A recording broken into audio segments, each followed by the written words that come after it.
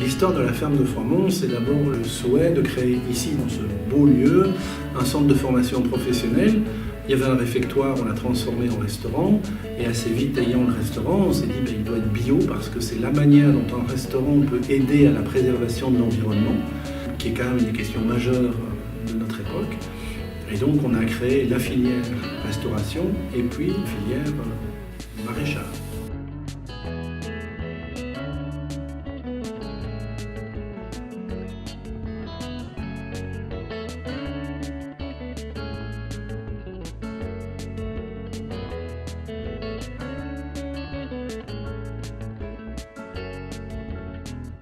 Court, c'est très simple.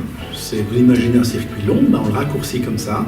Ça veut dire qu'on essaye d'aller au plus près du chemin le plus court entre le producteur et le consommateur. Le potager, il est entre 50 et 1000 mètres du restaurant.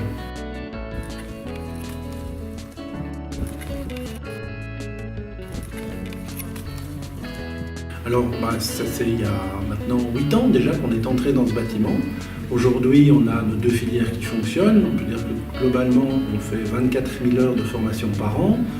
Ça représente en permanence 15 à 18 stagiaires qui sont présents dans les 2 filières.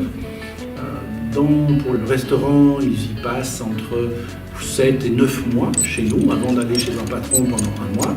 Tandis que dans le maraîchage, la filière demande un apprentissage plus long et il reste un maximum de 15 mois avant, là aussi, d'aller chez un patron pendant 1 mois.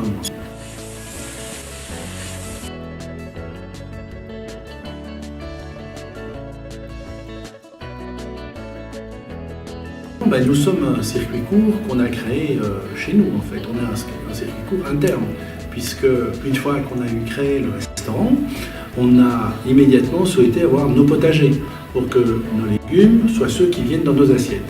Ça a mis un peu de temps, on a mis 3-4 ans à trouver le moyen de créer ces potagers. Maintenant ça y est, ils existent depuis 4 ans. Et donc on peut dire que de manière générale, la moitié des légumes qui sont servis au restaurant, un peu plus, viennent de nos potagers.